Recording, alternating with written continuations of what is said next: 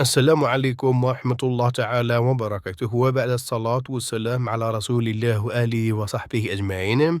في هذا الفيديو الجديد سنعرض لكم كيف ستكون الدراسة خلال شهر رمضان المبارك للسنة الدراسية 2024-2025. نسأل الله تعالى أن يوفقنا في صيامه وأن يكتب لنا أجره وثوابه، رمضان مبارك على الجميع.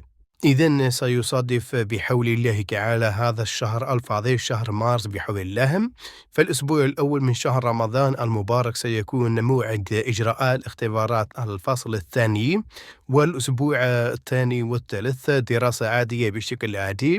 بطبيعة الحال بعد إجراء الاختبارات سيكون تصحيح الاختبارات، ويعني بعدها كذلك عقد مجالس الأقسام، وستكون دراسة بشكل عادي. وفيما يخص موعد الاختبارات بالنسبة للطور الابتدائي تكون بداية من 4 مارس إلى غاية 13 مارس 2025. وأما بالنسبة للطور المتوسط والثانوي والاختبارات يكون من 2 مارس إلى غاية 6 مارس 2025.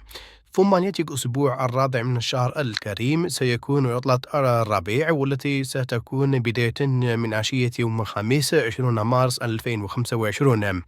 وعيد الفطر لهذه السنة سيكون في الأسبوع الثاني من العطلة من 31 مارس إلى غاية 2 أبريل 2025.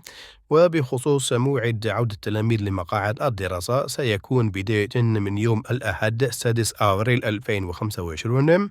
أتمنى أن يكون الفيديو عند حسن ظنكم، وليس لكم كل جديد يرجى منكم الاشتراك في القناة وتفعيل زر الجرس ولايك، وشكرا لكم على حسن المتابعة والانتباه. دمتم في رعاية الله وحفظه.